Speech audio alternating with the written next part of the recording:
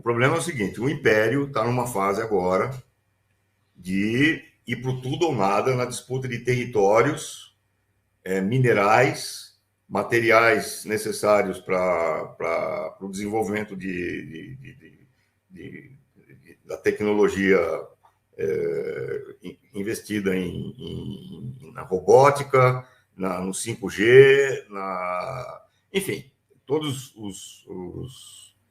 as reservas que ainda estão lá no mundo, na natureza, para serem exploradas. E o Império está passando por essa nova fase de atacar e anexar territórios.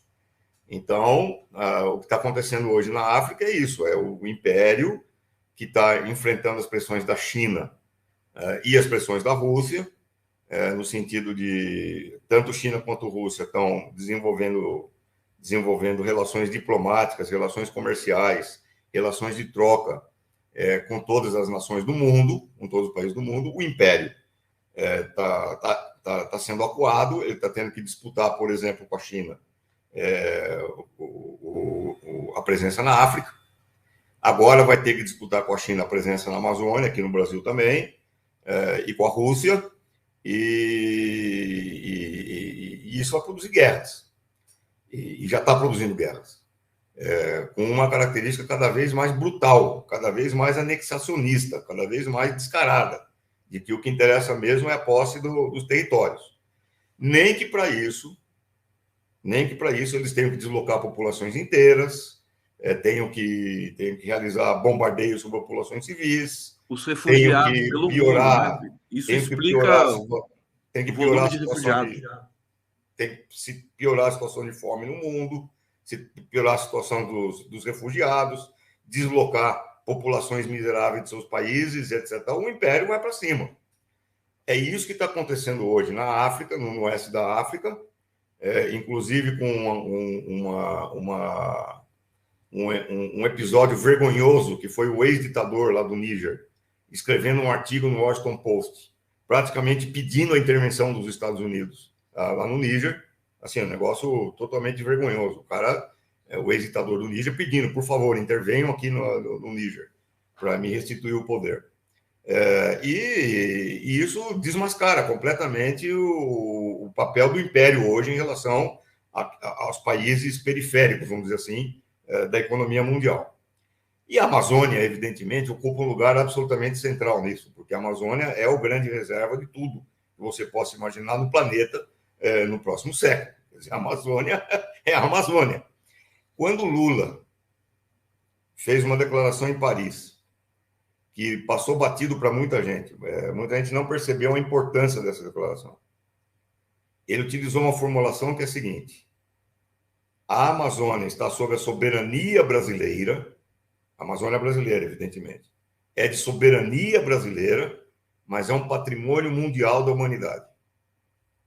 Gente, essa formulação tem uma importância absolutamente fantástica, a importância dessa formulação. Porque o que ele está dizendo? Ele está dizendo aí o seguinte: os países têm soberania sobre as suas riquezas, certo? Certo. Ponto. Isso não se discute. E se o imperialismo respeitasse isso, não estaria acontecendo agora a ameaça de guerra no Níger, por exemplo. Então, os países têm soberania absoluta sobre o seu território, sobre a sua riqueza. Ao mesmo tempo, olha, agora vem a formulação, a importância dessa formulação. Ao mesmo tempo, nós reconhecemos que as riquezas naturais de um país são patrimônio da humanidade. O que ele está dizendo com isso? Ele está dizendo com isso o seguinte: os interesses nacionais e soberanos de um Estado não podem se opor aos interesses gerais da humanidade. Olha a profundidade disso. Então, o problema é saber o seguinte: como é que você combina a soberania brasileira sobre a Amazônia com os interesses gerais da humanidade sobre a Amazônia? Como é que você combina isso? Você combina isso por meio do quê? Do diálogo, da interlocução, político, de um acordo mundial, que respeite a soberania, mas que ao mesmo tempo compense o país por aquilo que ele está fazendo em defesa do patrimônio mundial.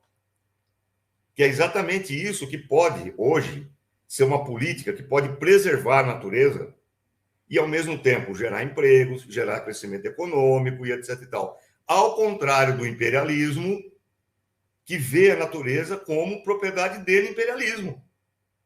Então, essa formulação do Lula, atenção, essa formulação do Lula é altamente anti-imperialista. É uma formulação civilizatória. O que está em questão hoje na Amazônia é o futuro da humanidade. Nada mais, nada menos do que isso. Por quê?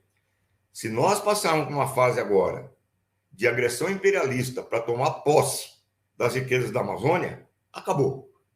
Acabou. Não vai ter preservação ambiental, não vai ter equilíbrio ambiental, não vai ter nenhum respeito ao problema do aquecimento global.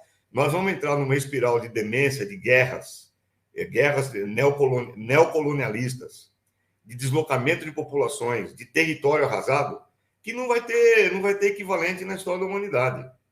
Não vai ter equivalente na história da humanidade.